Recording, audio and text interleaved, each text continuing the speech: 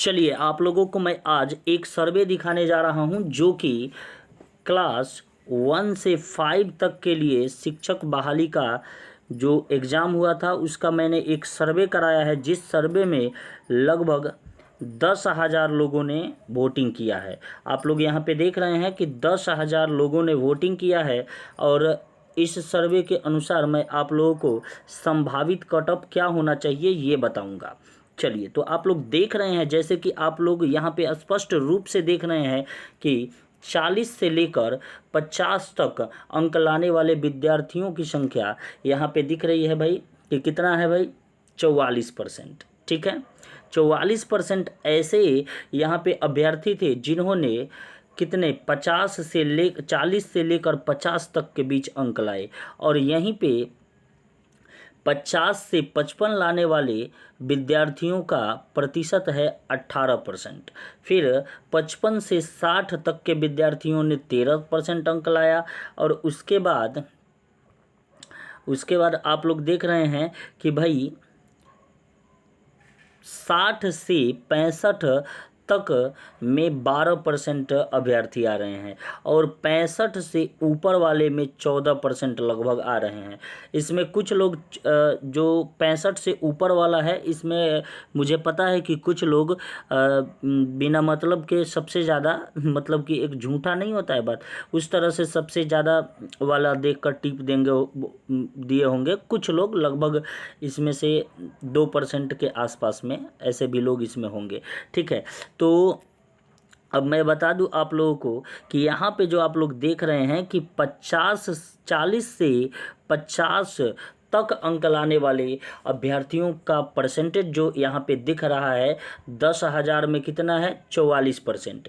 यानी और भी बहुत सारे ऐसे अभ्यर्थी होंगे जिनका या तो 35 से 40 आ रहा होगा या फिर 35 से भी नीचे जा रहा होगा। तो ऐसे और भी बहुत सारे अभ्यर्थी होंगे जिनका इसमें नहीं दिया गया है, तो उनको भी अगर जोड़ा जाए तो यहाँ 44% से और मात्रा बढ़ेगी। ठीक है, यानी अब देखिए यहाँ पे, और हम कह रहे हैं कि भाई यहाँ पे आप लोग ध्यान दीजिएगा ज़रा,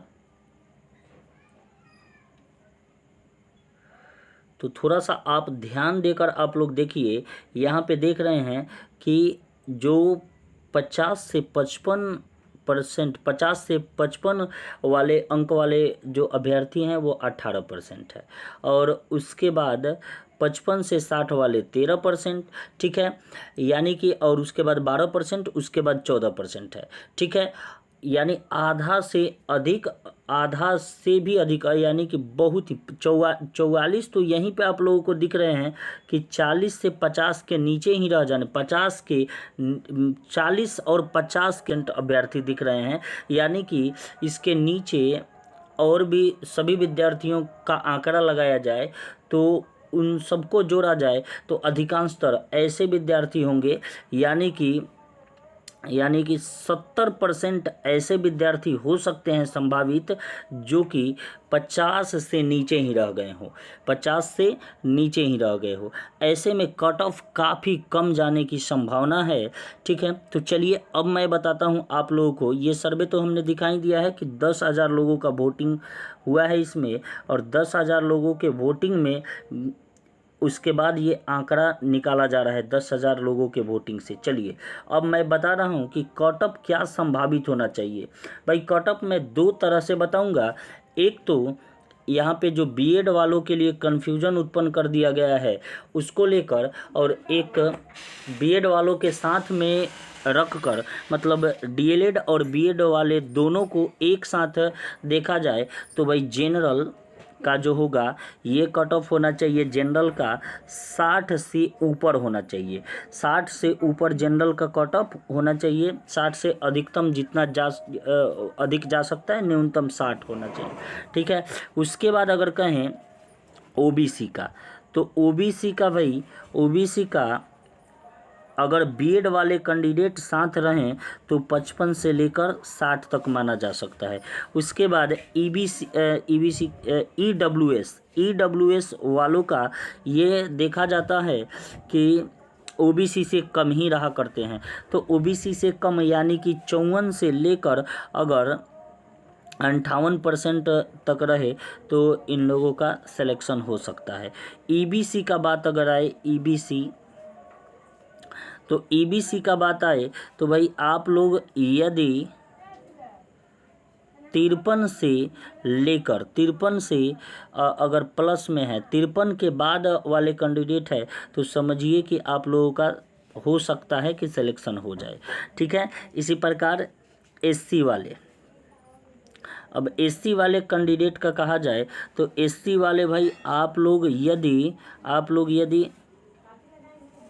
48 प्लस में है तो अपने आप को सेफ समझिए। ठीक है, इसी तरह एसटी वालों में थोड़ा सा परिवर्तन देखने को मिलेगा। यदि आप लोग अपने आप को 45% भी ला दिए हैं तो अपने आप को सेफ समझेंगे। ठीक है, और ये मैं केवल पुरुषों का कटअप अभी बता रहा हूँ, अनुमानित कटअप। ठीक है, यहाँ पे एससी वालों का मैंने बता दिया। उसके बाद पीएच कैंडिडेट अगर कहूँ तो पीएच कैंडिडेट यदि आप लोग 44 के ऊपर हैं या 44 भी है तो आप लोग अपने आप को सेफ समझिए भाई। ठीक है, यह मैंने बताया कौन सा कटअप भाई, यदि बीएड आप लोगों के साथ रहे, मतलब बीएड और डीएलएड दोनों कंबाइंड रहे और तब रिजल्ट आए तो ये हो सकता है। अगर मैं कहूँ कि भाई अगर बीएड को हटा दिया जाए तो फिर रिजल्ट कैसा होने की संभावना है, कटअप कैसा बनने की संभावना है, तो फिर जनरल वाले फिर आ जाएंगे भाई 55 से लेकर 60। ठीक है, और अगर ओबीसी का कहें, ओबीसी तो भाई आप लोग ओबीसी वाले अगर 50 के ऊपर हो, 50 के ऊपर अगर रहेगा आप लोगों का, या 50 से 1-2 नंबर नीचे भी रहे तो फिर आप लोगों का सिलेक्शन हो सकता है। ठीक है, यहीं पे अगर ईडब्ल्यूएस का कहा जाए, ईडब्ल्यूएस, तो ईडब्ल्यूएस कैंडिडेट का भाई आप लोगों का 48 नंबर भी होगा। ठीक है, तो भी आप लोगों का सिलेक्शन हो सकता है। यहीं पे ईबीसी, अब ईबीसी का बात किया जाए तो ईबीसी वाले कैंडिडेट यदि आप लोग मिनिमम क्वालिफाई मार्क्स को भी अगर पास कर जाते हैं, यानी आप लोगों का 42 प्लस है तो आप लोग अपने को सेफ समझ सकते हैं। ठीक है, यहीं पे अगर एससी का बात किया जाए, एससी कैंडिडेट का, तो भाई आप लोगों का मिनिमम क्वालिफाई नंबर भी रहे, यानी 39 नंबर रहे तो भी आप लोग पास कर जाएंगे। एसटी का थोड़ा सा इससे ज़्यादा जाने की संभावना होती है, लेकिन फिर भी अगर बीएड कैंडिडेट नहीं है तो आराम से इन लोगों का उतना ही पे हो सकता है। और पीएच कैंडिडेट और तो इन लोगों का तो बात ही हटाइए भाई, और महिला का इन लोगों का तो मिनिमम क्वालिफाई जो है उसी पे 38 नंबर पे एकदम फिक्स है कि हो जाएगा। यदि बीएड कैंडिडेट को हटा दिया जाता है, यदि बीएड को बाहर रखा जाता है, बाहर कर दिया जाता है तो फिर ये कट ऑफ हो सकता है। तो आप लोगों ने देखा कि भाई अब की बार कट ऑफ का कितना निम्नतम स्तर रहेगा इस एग्ज़ाम में, बीपीएससी के माध्यम से हो रहा है तब भाई, क्योंकि बीपीएससी ने ऐसा एग्ज़ाम ही लिया। बीपीएससी तो लगभग देखा जाए तो बहुत सारे कैंडिडेटों के साथ, सभी कैंडिडेटों के साथ लगभग कहा जा सकता है कि धोखाधड़ी किया है भाई, क्योंकि इन्होंने ऐसे टॉप लेवल के एग्ज़ाम लगा दिया इसमें जो कि यूपीएससी के लेवल के होते हैं। ठीक है, तो भाई आप लोगों ने कटअप को समझा, संभावित, ये मैं कोई ऑफिशियली नहीं बता रहा हूँ, ये सर्वे कराया हूँ, इसके अनुसार से थोड़ा सा अनुमान लगा रहा हूँ, ऐसा कटअप हो सकता है। ठीक है, तो आप लोग फिर अगले एग्ज़ाम के तैयारी में भी सभी लोग जुटे रहिए भाई, ये नहीं कि हताश हो जाइए। सभी लोग बीएड कैंडिडेट भी अपना अगला तैयारी करिए। ठीक है, और बाकी डीएलएड वाले भी हैं जो भी आप जो एग्ज़ाम देना चाहते हैं, एक ही केवल लक्ष्य पकड़ने से काम नहीं चलेगा, और भी एग्ज़ाम को आप लोग तैयार करके रखिए। एग्ज़ाम देने के लिए पूरा रेडी हो जाइए। चलिए आज के लिए इतना ही, मिलते हैं ब्रेक के बाद। धन्यवाद।